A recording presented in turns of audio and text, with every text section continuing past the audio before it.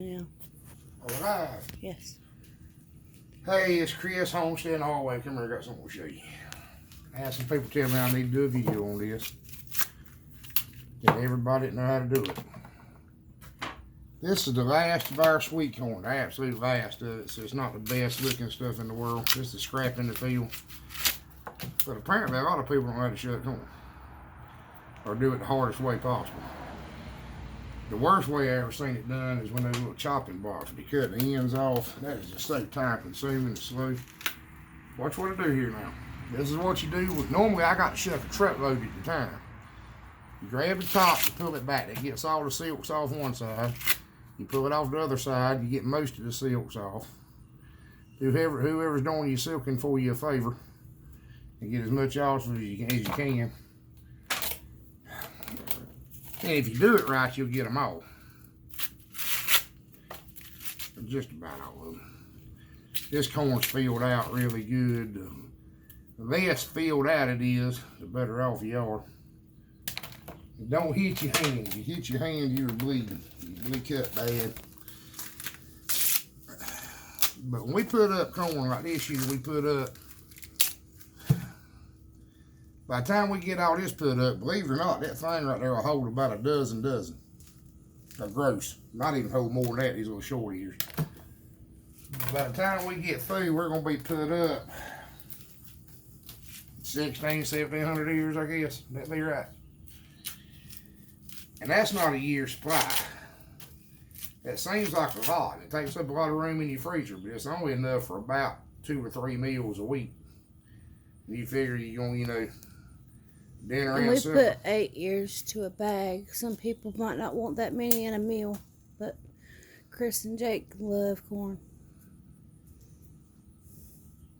And we also put, we filled the quart bags up. And I'm not trying to show you how fast I can do this. I can do it pretty quick. We got a whole truckload to do. But, I'll show you again. You grab the top. Pull it to you. You get all the silks off that side. You grab the top, get them on that side, break the back off. Now on big pretty ears, I don't even need a knife. But on these right here, you do need a knife. And something else I want to talk to you about. Corn earworms. Now, there was a few in this because it was late. Usually the later the corn is. But that big earworm that gets in the top up here and eats a little bit, he's not hurting anything. When you break the top off that ear, he goes right in that shuck basket. He ain't never a problem.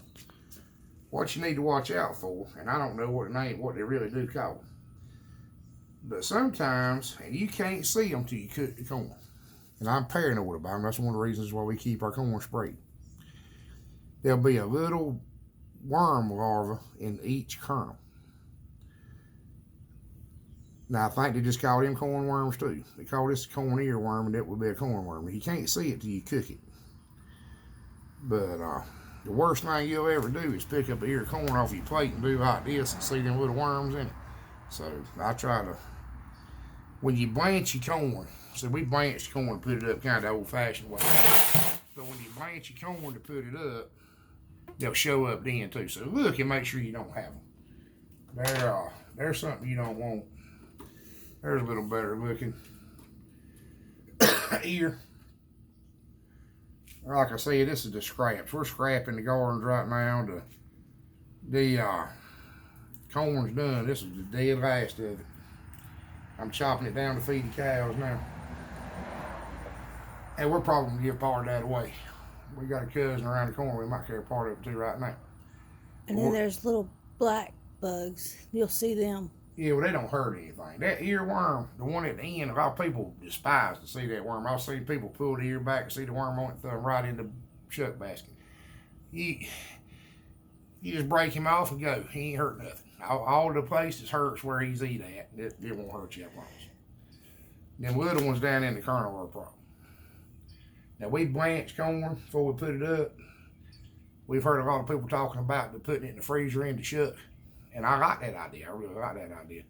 But the truth is, even with as big a freezers we've got a huge freezer. We don't have the room to do it. I can't stress enough. I was talking to Pharmacy Seeds about it today. I can't stress enough how much room you do have to have food stored, how much food it does take for you. You've got to put up a bunch of food for you. And that's easy to figure. You just need to figure how many meals, how much you're going to have. You can figure it up pretty easy. And I'm going to do a video soon on picking your battles. You need to pick your battles when you're doing stuff like this. What you can grow, what you can't grow, what you can fill your needs with, and what you can't. And we're going to do a separate video on that. But I kind of got off running a rabbit, but I just wanted to show you how to shut that corn where you didn't have to work so hard to silk it. It won't so much trouble. I see people with things where they cut the ends off and throw it off.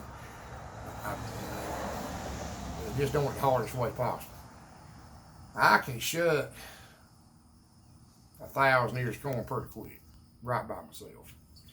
But I've been doing it my whole life, and I don't miss many licks. And we used to sell it shut, packaged, so I can run through it. But that's by far the fastest, easiest way to do it. And I can do it quick when I'm standing up, but I'm burning up. It's been 100 degrees today. Tired. It's Sunday. Tired of messing with it. Anyway, I thought that might help you just a little bit. Remember, you never plow field turn everything you mind. And I'll talk to you later.